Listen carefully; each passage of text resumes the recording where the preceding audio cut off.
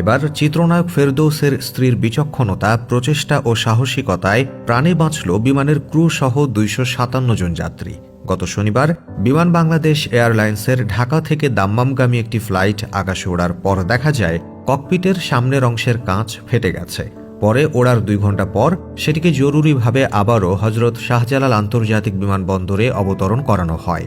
আর এই ফ্লাইটের ক্যাপ্টেন ছিলেন চিত্রনায়ক ও ঢাকা 10 আসনের সংসদ সদস্য ফেরদৌসের স্ত্রী তানিয়া। ক্যাপ্টেন তানিয়ার বিচক্ষণতা, প্রচেষ্টা আর সাহসিকতায় প্রাণ বাঁচল বিমান বাংলাদেশ এয়ারলাইন্সের বোয়িং 7879 ড্রিম লাইনার উড়োজাহাজে থাকা 12 ক্রু সহ 297 যাত্রীর জীবন। গত 20 জানুয়ারি অর্থাৎ শনিবার বিকেলে বোয়িং 7897 ড্রিম লাইনার উড়োজাহাজ নিয়মিত ফ্লাইটে সৌদি আরবের দাম্মাম যাচ্ছিল। সবকিছু তখনও পর্যন্ত চলছিল স্বাভাবিকভাবেই। এরপর ঘণ্টাখানেক পার হয়েছে আর সেটি দেশের আকাশসীমা পেরিয়ে ভারতের আকাশসীমায় প্রবেশ করে। এরপর হঠাৎ দেখা যায় বিপত্তি। ককপিটের কাছে অর্থাৎ উইন্ডশিল্ডে ফাটল চোখে পড়ে ফেরদৌসের স্ত্রীর। শেষ পর্যন্ত উড়াল দেওয়ার 2 ঘণ্টা পর ফ্লাইটের ক্যাপ্টেন আবার সেটিকে ঢাকার হজরত শাহজালাল আন্তর্জাতিক বিমানবন্দরে নিরাপদে ফিরিয়ে আনেন।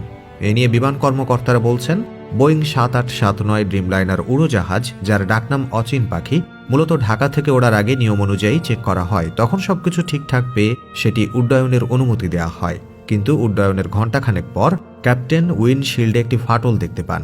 এরপর দ্রুত এয়ার ট্রাফিক কন্ট্রোলারের সঙ্গে যোগাযোগ করে তিনি ঢাকায় ফেরার সিদ্ধান্ত নেন এবং তার 2 ঘণ্টা পর ভারতের আকাশসীমা থেকে অচিন পাখি নিরাপদে ঢাকায় ফিরে আসে।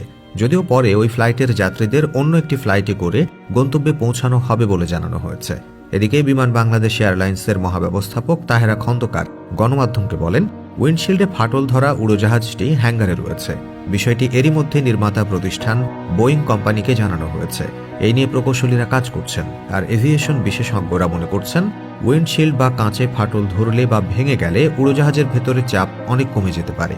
ফলে সেটি ভারসাম্যহীন হয়ে বিপজ্জনক পরিস্থিতির মধ্যে পড়তে পারে। আর এমন ঘটনা নতুন নয় অবশ্য। এর আগে গত বছর ফেব্রুয়ারিতে বোয়িং 737 বিমানের ককপিটের উইন্ডশিল্ড ফেটে গেলে সেটিকে দ্রুত গ্রাউন্ড করা হয়।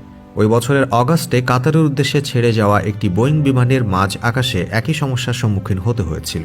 পরে নিরাপদে সেটিকে ভারতের আকাশসীমা থেকে ঢাকায় ফিরিয়ে আনা হয়েছিল। এছাড়াও দেশের ঘটনা বাদেও চলতি বছর গত 13 জানুয়ারি জাপানের অভ্যন্তরীণ রুটের একটি বোয়িং 737 উড়োজাহাজ উড্ডয়নের পর মাঝ আকাশে থাকা অবস্থায় উইন্ডশিল্ডে ফাটল দেখতে পান সেটির পাইলট। পরে বিমানটিকে আবারও হানেদা এয়ারপোর্টে নিরাপদে ফিরিয়ে আনা হয়। এদিকে 2019 সালের ডিসেম্বরে বিমান বাংলাদেশ এয়ারলাইন্স 787 ড্রিম লাইনার সংযুক্ত হয়। এত অল্প সময়ের মধ্যে অত্যাধুনিক উড়োজাহাজে ত্রুটি দেখা দিয়েছে, যা বড় প্রশ্নের সৃষ্টি করেছে। বিশ্লেষক ও গবেষকদের কাছে এই বিষয়ে বিমান Bangladesh airlines engineering service and planning বিভাগের ইঞ্জিনিয়ার কাউসার জামানের কাছেও জানতে চাওয়া হলে তিনি বলেন, এটি বোয়িংয়ের কোয়ালিটি ফল্ট। এই বিষয়টি জানানো হয়েছে, হয়তো আজকালের মধ্যেই নির্মাতা প্রতিষ্ঠানের পক্ষ থেকে উইন্ডশিল্ড লাগানো হবে। এই বিষয় নিয়ে ইতিমধ্যেই তদন্ত শুরু হয়েছে। তবে একটি কথা বলাই বাহুল্য যে ক্যাপ্টেন তানিয়া অর্থাৎ ফেরদৌসের স্ত্রীর বিচক্ষণতা, প্রচেষ্টা ও সাহসিকতায় এবারের যাত্রায় প্রাণে বেঁচে গেল ক্রু মেম্বার এবং 297 জন যাত্রী। আলহামদুলিল্লাহ। তো দর্শক, এই ছিল আমাদের আজকের ভিডিও। কেমন লাগলো সেটা কমেন্টে জানাবেন। এতক্ষণ সঙ্গে থাকার জন্য অসংখ্য ধন্যবাদ।